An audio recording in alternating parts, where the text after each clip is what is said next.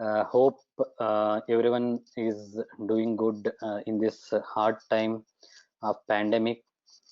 Things are going beyond our hand in terms of availability of the resources, availability of the manpower.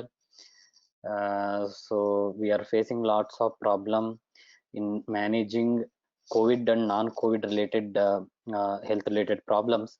But still we are figuring out with the new strategies, new protocols, new like some sort of getting helping hand from different specialities to come out of this pandemic in a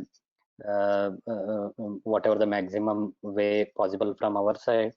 I'm sure like it's happening throughout India in other parts of the cities also. See, before I start something on like cytokine storm in sepsis and ARDS. So we need to understand three things here. Okay, so any inflammation, okay, in the body is going to cause a release of inflammatory markers. So we call it as a cytokine release. Okay, so any inflammation can leads to release of the inflammatory markers. So then, so there is a terminology called cytokine storm. There is a terminology called cytokine release syndrome, reactivation syndrome. Okay, so when the cytokine release happened in a dysregulated way, means like, see, we need a cytokine in the body. Okay, it is a mechanism of compensation for any sort of inflammation. Okay, so we need a cytokine, but in a dysregulated way, when it is going to happen in a supraphysiological way, in an abnormal way, we call it as a cytokine storm. Okay, so when this cytokine like have the effect on the different receptors and the organs involved, and they manifest clinically in terms of signs and symptoms, we call it as a cytokine reactivation or release syndrome. So cytokine release, cytokine storm, cytokine release syndrome. So like this is the base which can happen in any kind of like some sort of critical condition. Maybe it's burns, maybe it's in trauma, or it is in sepsis, ARDS. Okay, so in multiple, in post surgery also the cytokine release can happen in body. But this movement from cytokine release to cytokine storm to cytokine release syndrome, okay, so it is going to have a same spectrum but with a different severity, and we need some sort of different therapeutic approaches depending upon what level of cytokine like manifestation happened in a particular patient. So that's very important. So with this background, so first we'll go through what's happening in sepsis. Okay, and we'll move on to ARDS, particularly narrowing down to like current ARDS which we are treating, that is the COVID-19 ARDS. Okay, so then we'll wind up with some sort of the evidences which we got on like combating this cytokine storm with one of the available molecule, that is ulnostatin. So it is a serine protease inhibitor. And so with a base on how it's going to act and what are the current evidences which we are having on using this therapy to curb this cytokine level. So with this background, I'll go through maybe in 35 to 40 minutes. If you see, like this, what we have, this so-called sepsis. Okay, so main thing we need to understand, in the last 3-4 decades, okay, so lots of things has been happened in terms of like sepsis therapy. So we got like many definitions.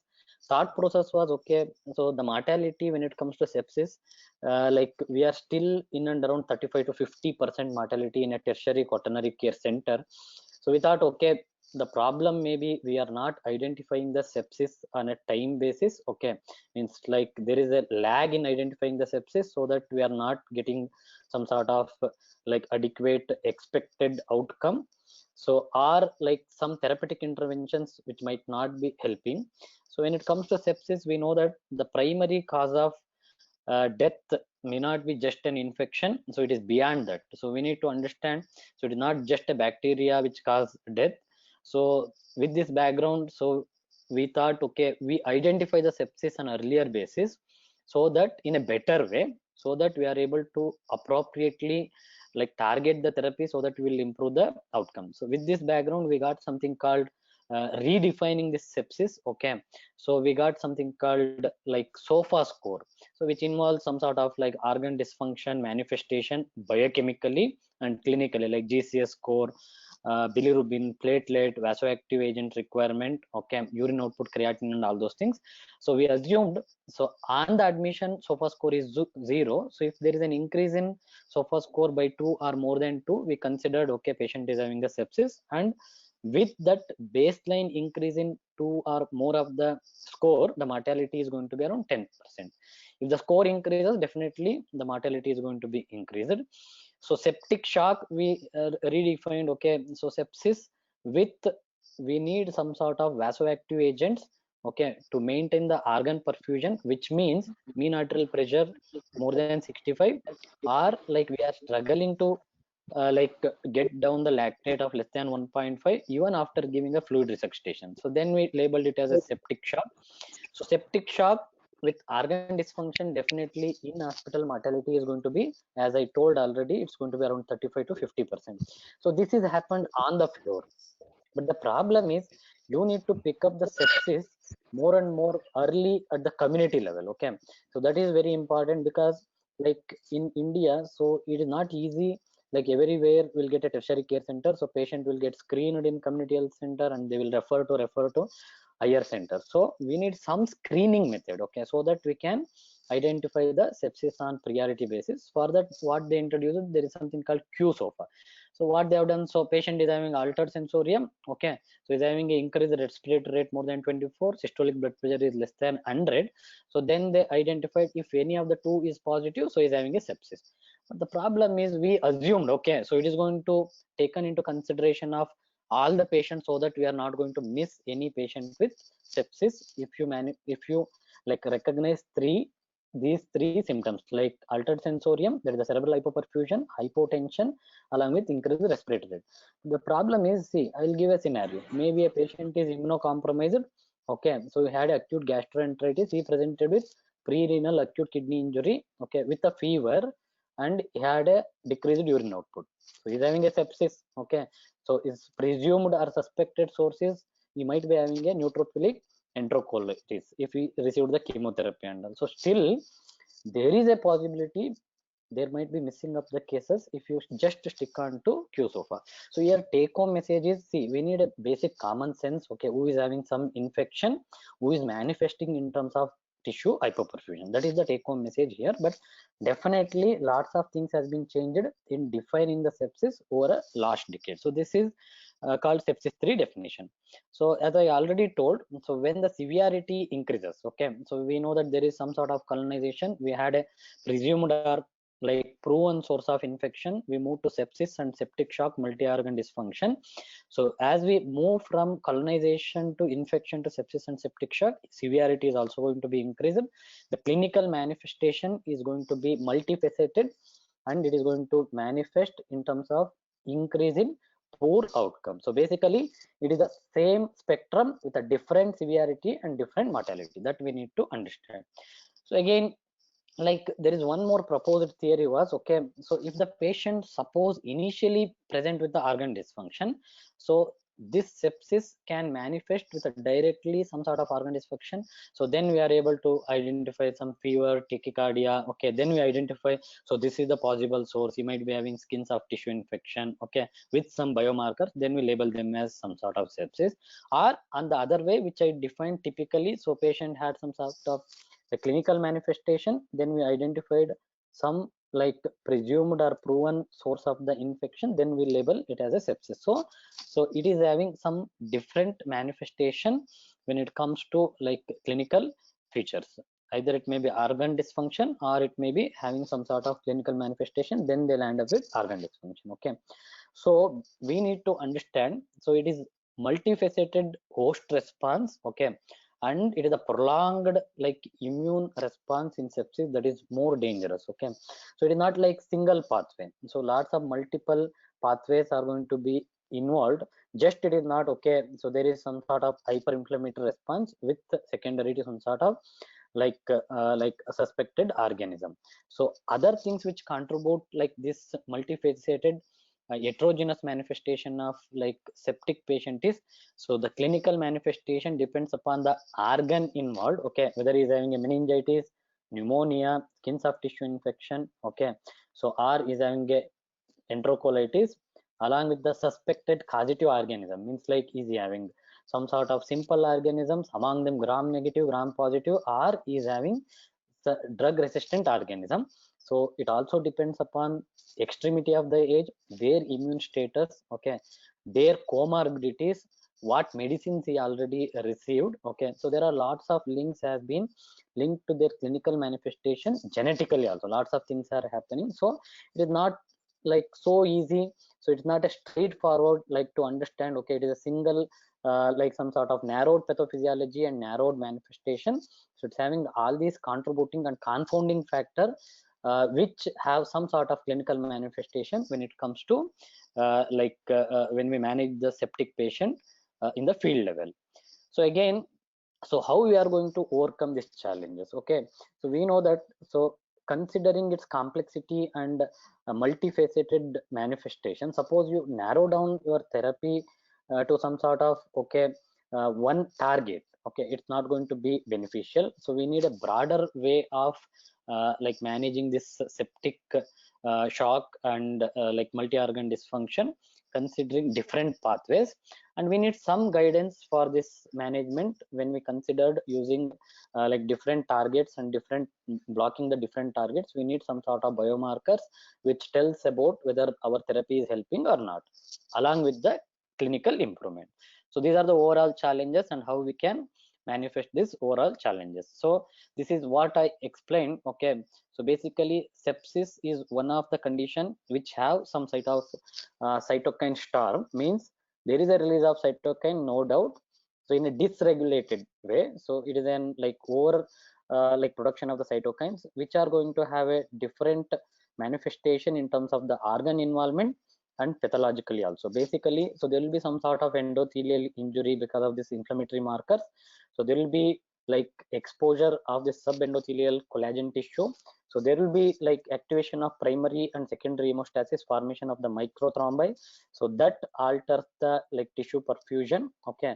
So they will manifest in terms of like increased lactate production, okay. There is a decrease in lactate clearance because of the liver hypoperfusion and all.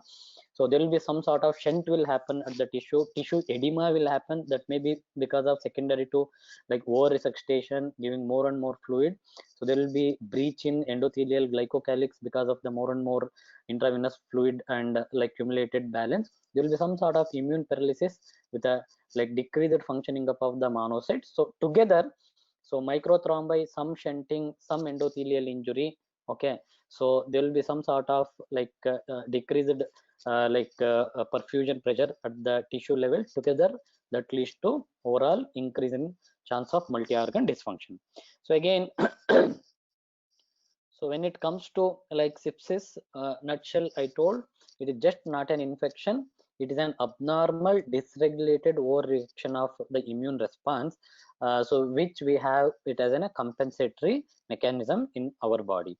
So basically, what is going to happen? One hand we have something called pro-inflammatory cytokines, and other hand we have anti-inflammatory cytokines. So as long as like we are not going to block the source of the infection, we are not able to target the organism, and we are not able to curb the like this dysregulated overreactive inflammatory response, it will progress to some sort of multi-organ dysfunction syndrome, and which leads to like poor outcome, increase in mortality in the critically ill patients. So basically, so this is the nutshell what is going to happen in the body. So we have an pro-inflammatory cytokine surge, means interleukin 6, 1, TNF alpha, and interleukin 8 and 12. So here we can target with some sort of anti-inflammatory strategy. When in the other part, when we have some compensatory response, what we call it as a compensatory like anti-inflammatory response, when there is a release of anti-inflammatory cytokines like IL-10, so IL-4, interleukin 1 RA, and tumor like growth factor beta 1. So here what we can do some therapy targeting some immunomodulation in a favorable way. So one way is like target when we have a pro-inflammatory cytokine with anti-inflammatory strategy. When we have some sort of like anti-inflammatory strategy, we need some immunomodulating therapy to help in a beneficial way when it comes to targeting the sepsis in a different facet. So that is very important. So again, so in this we want to introduce one therapy which came into some sort of clinical utility in the last decade, that is ulinastatin. It is a protease inhibitor, so it is urinary trypsin inhibitor. So naturally also it is going to be secreted and synthesized by the liver, so in terms of something called ulinastatin antecedent. What is the trigger for this? When we had an infection, okay, there will be release of the neutrophils, okay. So this neutrophil elastase will convert this ulinastatin antecedent to proper ulinastatin. So it is a normal body's compensatory mechanism. But the problem is, see, when it comes to hemodynamics, when it comes to some sort of like these kind of inflammatory response, even though we had something as a compensatory mechanism is released from the body, but that compensation is not sufficient, okay. So then we need some sort of external support to curb down this inflammatory surge, okay. So what is exactly this ulinostatin? I told it is a urinary trypsin inhibitor. So basically, so it is going to prevent the like release of cytokines, and if the cytokines are released, it is going to prevent the binding of the cytokines to the receptors. So it having a role on various proteases. So it is a serine protease inhibitor. So it inhibits the overexpression of the proteases. So it is one of the acute phase reactant, so having a potential biomarker role also. So it's having some naturally having compensatory mechanism, but this is not going to be sufficient when we have a dysregulated overproduction of the cytokines in the body. So again, how it is going to act, I told. So normally when we have like some sort of bacterial infection, okay, so neutrophils are going to get activated. So there is something called neutrophil elastase. So if you don't inhibit this with the protease inhibitors, okay, protease inhibitors are not going to get inhibited. So this neutrophil elastase will kick off these neutrophils for the production of these cytokines, okay. So I told, so we need some like molecule which is going to act as a protease inhibitor. That is one of the molecule is unilastatin, which is going to act on the serine proteases. So as a serine protease inhibitor, so there will be no release of the inflammatory markers. Particularly these are the pro-inflammatory markers which are most commonly defined. So IL-6, IL-1 beta, IL-8 and TNF alpha. So when we don't have the like hyper reactive dysregulated inflammatory response in a prolonged way, so that we can prevent the organ damage. So this is the mechanism of ulinostatin. This is again showing the same thing.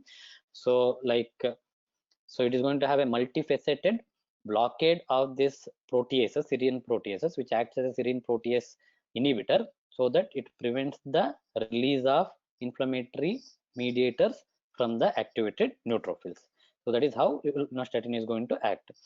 So again, so therapeutic strategies in terms of like sepsis management, if you go to our recent survive sepsis guidelines also, what it suggests within the 1 hour bundle is, okay, so recognize the source, okay, so like some sort of collect the blood culture before giving the antibiotic, give the appropriate broad spectrum antibiotic, measure the lactate, give at least 30 ml per kg of the fluid, okay.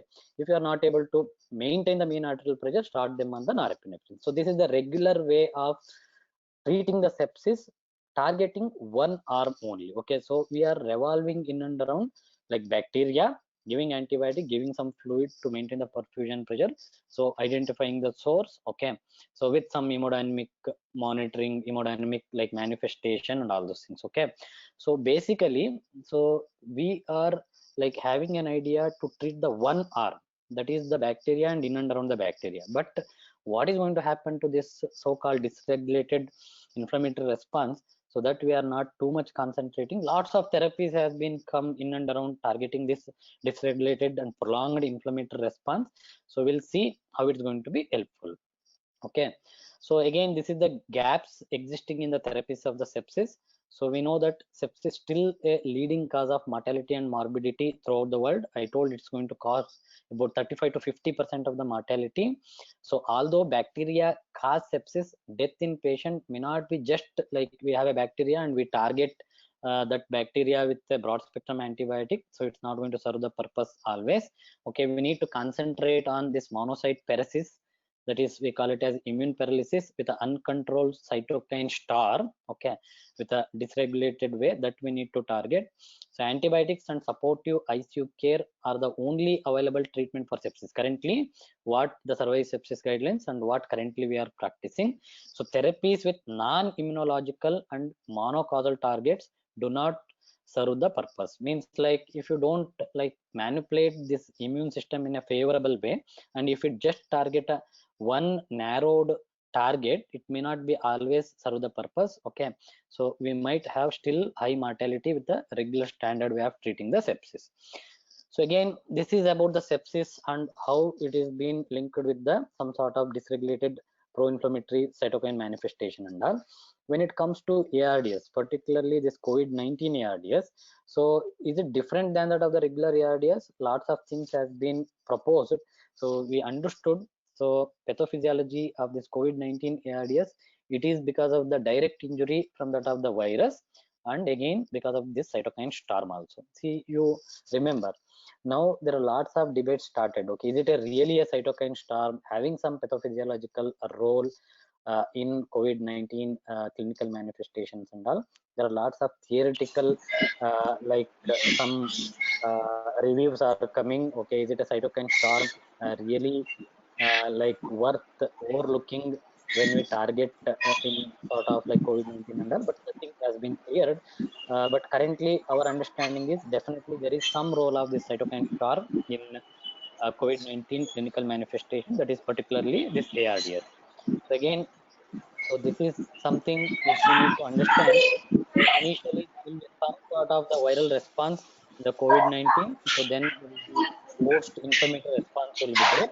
So the clinical manifestation and that of the therapies which we use so are going to be varied depending upon on which stage of the patient is there. Okay, so it may start from targeting some antivirals, targeting some therapies which prevent the entry of the virus into the cell to that of the convalescent plasma, depending upon whether the patient is in stage 1 with some sort of early infection or is in pulmonary phase or hyperinflammation phase. So this is something, if the patient is in some sort of the cytokine surge with cytotoxic storm and all, so where we can use some therapies which are going to have a inhibitory role in this cytokine. I think please mute audience, mute the this one. I'm getting lots of disturbances. Thank you. So basically, so depending upon what stage, therapies in COVID-19 also varied. So that's why lots of like some sort of rationale came, okay, if the patient is moving from this severity to this severity, okay, mild to moderate or moderate to severe, we can consider this therapy. But the problem is it is the evidence and the experience is still evolving, okay.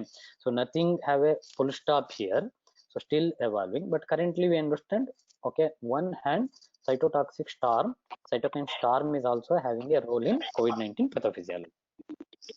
So definitely we need some sort of therapy. In the other hand, means one hand we understood already, okay, how to go ahead with treating the sepsis or the ARDS with controlling the source, specific antiviral, specific antibiotic, hemodynamic based resuscitation and all. But in the other hand, we need to target this so-called cytokine storm. So that is what currently the world is looking around, and lots of therapies has been targeted. This is the nutshell.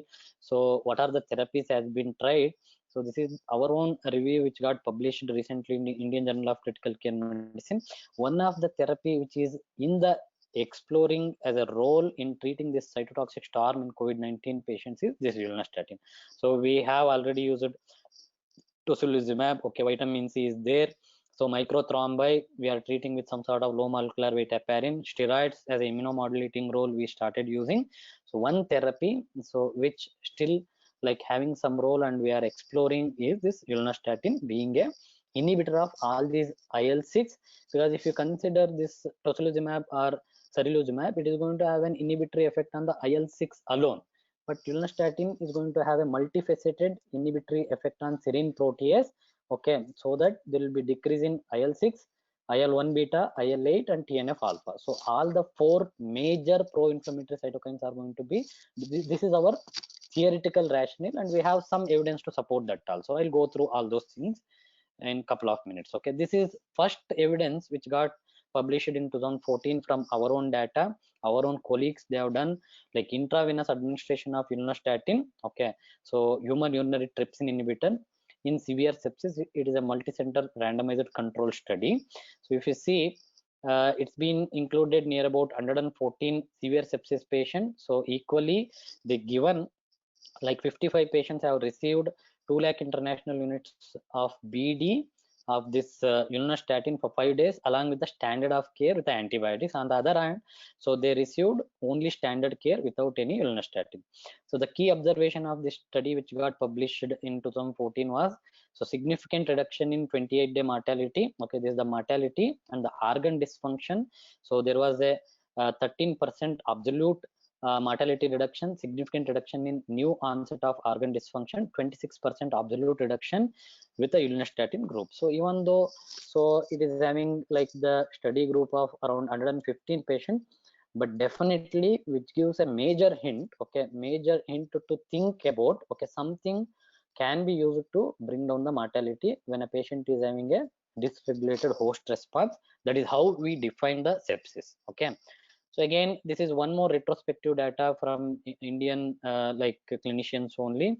So they included about 134 patients, role of ulnostatin in reducing the mortality in severe sepsis. So near about 67 patients, they received ulnostatin 2 lakh unit twice a day for 5 days, 24% reduction in mortality, significant reduction in duration of vasoactive agent requirement and ICU stay. Okay, significant improvement in SOFA score. Okay, improvement in acute kidney injury, that is creatinine level. So some evidence, even though it is a retrospective data, but which shows some thought process in reducing some sort of morbidity and the mortality when we use the ulnostatin. Again, one more retrospective data. So about 100 patients. So it significantly reduced Apache 2 score, okay, SOFA score and mortality when the patient received. Again, it's a retrospective data, but it gives some rationality for using the ulnostatin. So this is one meta-analysis, because when we have small data here and there, so we need some sort of systemic review and meta-analysis. This is ulnostatin for acute lung injury and ARDS. This is a systematic review and meta-analysis published in 2014. So in World Journal of Critical Care Medicine, so which include near about 29 RCTs, near about 1,700, good number of patients. It's not like, okay, it's just some sort of 500, 600 patients and all. So which included a handsome number of patients. The basic condition were like cohorted were similar among all the patients. So this is what they targeted was, is there any improvement in oxygenation index? Because we are dealing with the utility of the ulnostatin in ARDS patient. Baseline oxygenation index was similar in both the groups. After treatment with the standard strategy or ulnostatin, the patient's oxygenation index were improved in all studies. The effect of ulnostatin was more significant, which was confirmed in this defined meta-analysis. So this is how the oxygenation index has been improved before and after the ulnostatin. So because they included so these are the before values of ulnostatin group. Okay, so these are the before and after values of non-ulnostatin group. But if you see, so like after using the ulnostatin, there was a significant improvement in the oxygenation index in ARDS patients. Again, so this is data which suggest, so when it comes to mortality, so there is a favorable in terms of reduced mortality in the ulnostatin group as compared to the controlled group. So in terms of ICU length of stay, so this meta-analysis in ARDS showed good favorable decrease in length of stay in ulnostatin group as compared to controlled group.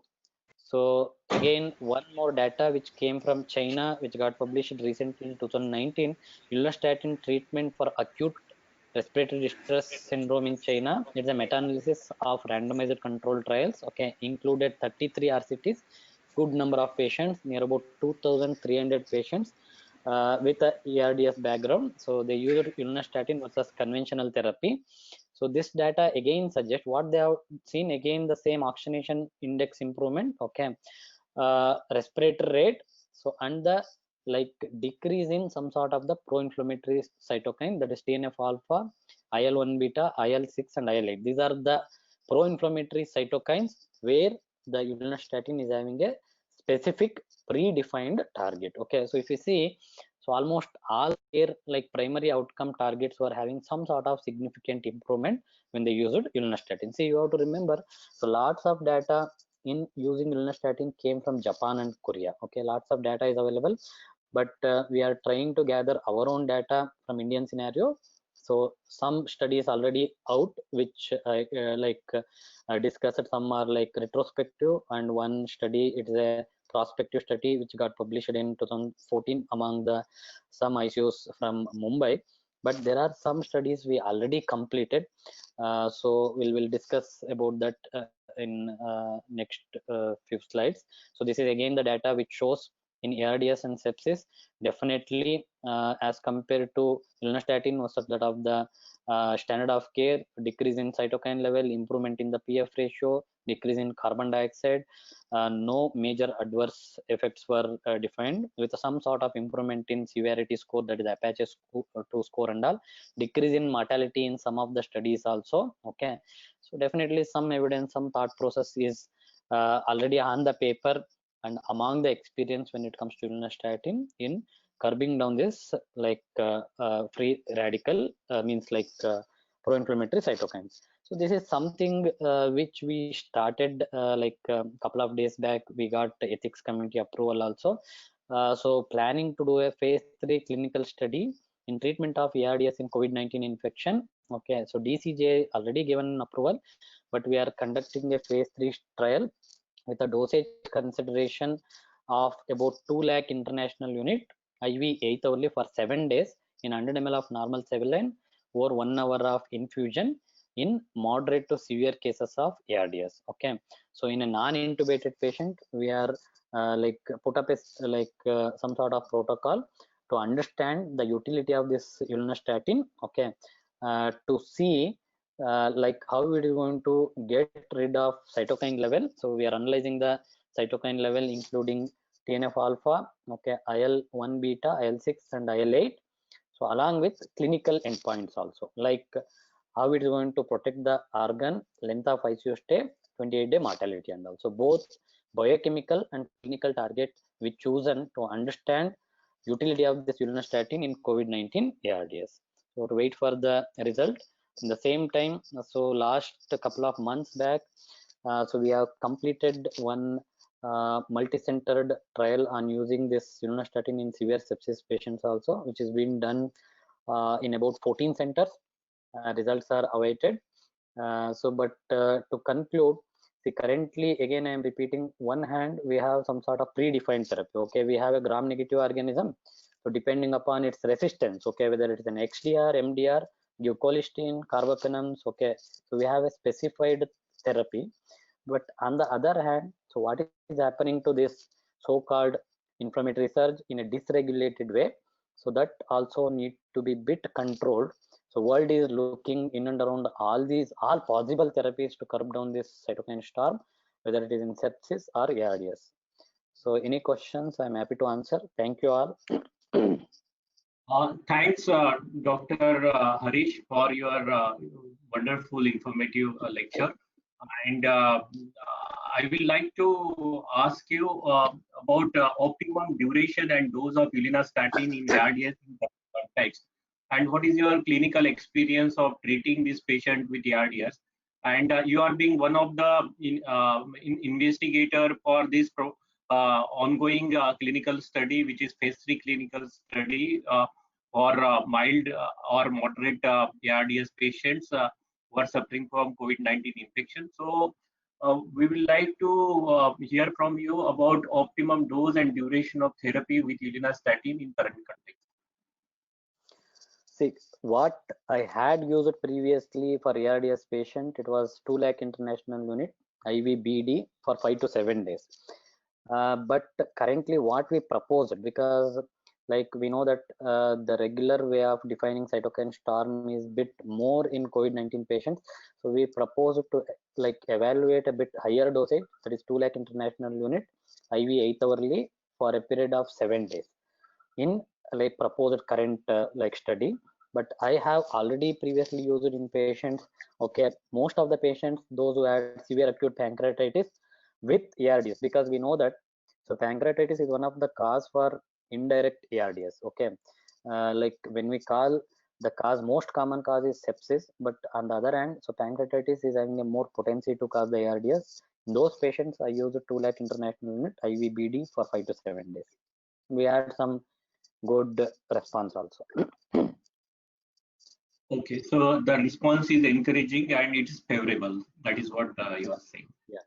There is another question from the participant and immediate doctor. That is, there is any role of hydroxychloroquine in cytokine storm? So, what is your take on that?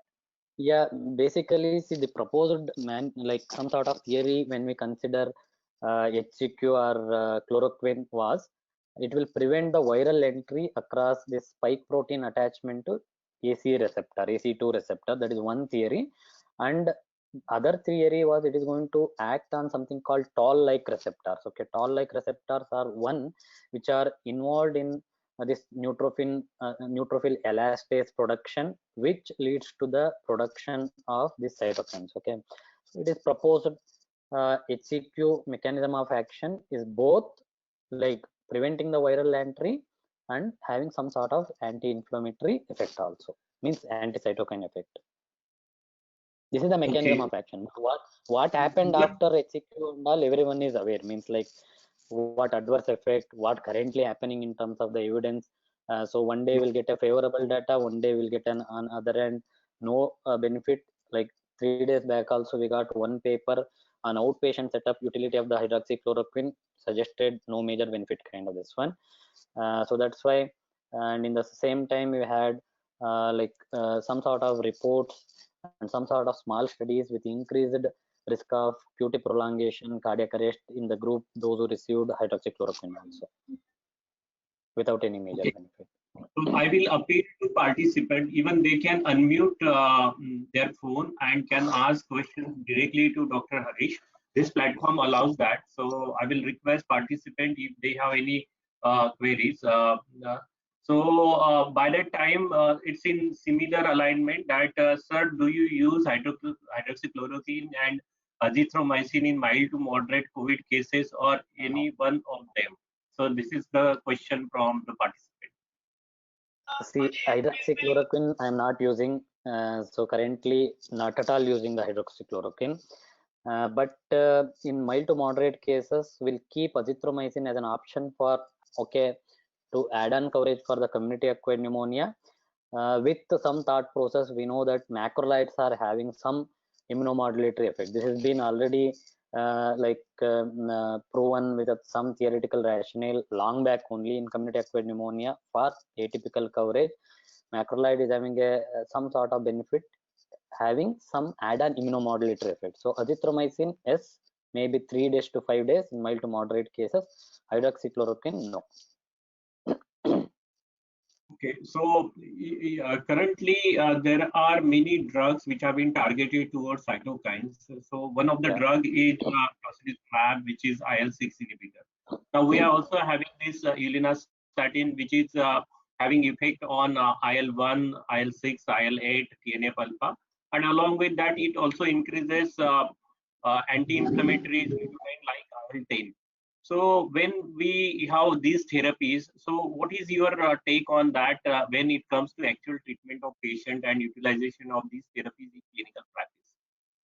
So definitely, I told, see, very good theoretical rationale and very good like handsome evidence is also there in curbing down this pro-inflammatory cytokine effect and all in a multifaceted way. Okay, so if I have an option, okay, between tocilizumab and that of the ilinastatin, so being tocilizumab cost, okay, and having a narrowed like spectrum of action only against the IL-6, I prefer to explore the utility of the ilinastatin, which is having a role on all the 4 major pro-inflammatory cytokines. Okay, so this is precisely answer the question which is raised by one of the participants, that tocilizumab only IL-6 inhibitory therapy, how ilinastatin is being already by Dr. Harish. So this Yeah. is adequately and appropriately answered. So now, when we talk about ulinastatin therapy in ARDS in current context, so which patient will get maximum benefit? Does these are moderate, mild, or severe ARDS patient which will get maximum benefit? And in your actual clinical practice, in which patients of these classified patient did you see maximum benefit? These therapies are particularly ulanastatin is providing to the patient in terms of saving lives. See, we need to understand. So when it comes to mild category of patients, okay, so they are just above the some sort of asymptomatic manifestation. So they might not require any add-on therapy. So they might settle by themselves only. So the question comes in moderate to severe category. So I want to fit this molecule in a patient who is having a moderate to severe manifestation. Okay, so this manifestation may not be in terms of just okay, it is based on our PaO2 by FiO2 classification of the ARDS. It is considering the overall manifestation. Okay, don't think okay, so this so-called COVID-19 is always having a manifestation like ARDS. So in whatever the way we define the this mild, moderate, severe, okay, in terms of overall clinical manifestation, the somewhere fits into moderate to severe manifestation will fit this molecule. In a milder variety, so they might not require any therapy. Okay, so they might settle slowly by themselves, kind of this one. Okay, so means yeah, in patients who are having clinical manifestation and organ dysfunction, there you will feel that this therapy is more useful. Yeah, yeah. Okay. So as of now, means these are the questions which are being asked, and these are relevant questions when it comes to COVID-19 treatment. And we hope that there will be positive results for this phase 3 clinical study which you are already conducting. The forum is open for question and answer. Anybody can unmute the phone and ask questions directly to Dr. Harish. So till now you have been using ulinastatin. So what you will tell about the safety of ulinastatin in this critically ill patient, as this is endogenous? Currently, yeah, in whatever the cases we have some experience in using sepsis bar pancreatitis induced ARDS, so we have not faced any major some sort of organ dysfunction in using the ulinastatin. So means I can tell it is safe kind of this one. We have not faced any sort of adverse effect related to ulinastatin. So again, I'm seeing some questions in the chat box. So What is Dr. your Faisal take has on asked, remdesivir in COVID cases with mild ARDS? That is the question. yeah, remdesivir definitely uh, we need to understand. So remdesivir is an antiviral therapy. Okay, we need an antiviral therapy when the virus is active. But the study which conducted, which showed some benefit, you give the remdesivir after 4 days of the starting of illness. Okay, so by that time, like patient might have moderate to severe like some sort of clinical manifestation also, but we don't have like evidence okay to jump on remdesivir on day one when they have some milder manifestation. Okay, so I'll put in terms of respiratory manifestation someone who is having requirement of oxygen of more than 6 to 8 liter, which means his oxygen requirement is somewhere more than 45 to 50%. Okay, so then at that time will consider using the remdesivir than someone who is on 3-4 liter of oxygen, that is about 35 to 40% or less than that kind of this one. So this is your take on remdesivir therapy, and then the forum is open. Anybody can unmute the phone, and by that time, means I will request Bhavesh till we get some other question. I will like to I will request you to inform to the group that as Bharat Serums and Vaccines Limited also market the market, which is the API for which is coming from German plant, and that's completely a virus validated product where stringent methodologies and nanofiltration is used to remove all pathologically significant viruses. So MRP of 1 vial of ulinastatin, can you tell to the group, and then we can take the next question. Avish, please. Yeah, thank you, Dr. Ravi, and thank you, Dr. Harish, for a wonderful presentation. I think you brought about the segmentation of the usage very clearly, and there is a very clear action-oriented message for all the participants. Thank you for that. The 1 vial of U-Trip costs about 3,500 rupees, and as Dr. Ravi rightly pointed out, it's a 1 lakh unit vial. And as Dr. Ravi just pointed out, ours is a virus validated product. Our virus validation is carried out in Germany, and that's from where our raw material comes to India and is packaged in the final formulation liquid form, which is supposed to be more stable. Over to you, Dr. Ravi and Dr. Harish. Yeah. Thank you. Okay, so there is another question and a very practical question. When you start ulinastatin in COVID-19, in which stage of a disease for better outcomes? So you have already explained, but little precise answer is expected, I guess, from the participant. Yeah, again, so it is in a moderate to severe cases. So this is our proposed hypothesis for an ongoing clinical trial also. And I feel with my like whatever the experience, so I prefer to put it somewhere in the moderate to severe category of the patient in COVID-19 also. So not in a milder patient. Again, I told like milder patient, they might not require anything at all. Okay, it is like any other disease. Okay, mild manifestation of any of the pathophysiology, any of the like clinical condition might not require some sort of add-on therapy. Okay, that is the message for steroids also, because whatever we got on dexamethasone, like those who don't require the oxygen, don't require the mechanical ventilation. Okay, if you give an add-on dexamethasone, doesn't have any benefit. So that is how I put this ulinastatin also. Those who are milder, no need to give. Moderate to severe, I want to fit this molecule. I think one more question is there from Dr. Faisal. Role of renal replacement therapy in sepsis, recent guidelines. So when it comes to renal replacement therapy, okay, it is like our regular indications for acute kidney injury like hyperkalemia, severe metabolic acidosis, anuria, okay, or uremic some sort of complication. But your question is removing some cytokines by using some sort of extracorporeal therapy. We have used in couple of sicker patients, those who behaved like a very bad like cytokine surge kind of this one. We used some sort of cytokine removal with the extracorporeal way, and I can tell both the way, means like patient survived also, okay, and some patient will lost also, but there is an good evidence which is coming across the world in terms of using these kind of therapies. But we need to understand the cost. Okay, so even a single circuit, whatever you use, maybe it is cytosorb or maybe toremixin, that is an endotoxin removal kind of this one. There are some oxaris filters and all. So definitely cost is an issue, but we can use. There is a good evidence about all those things. Okay.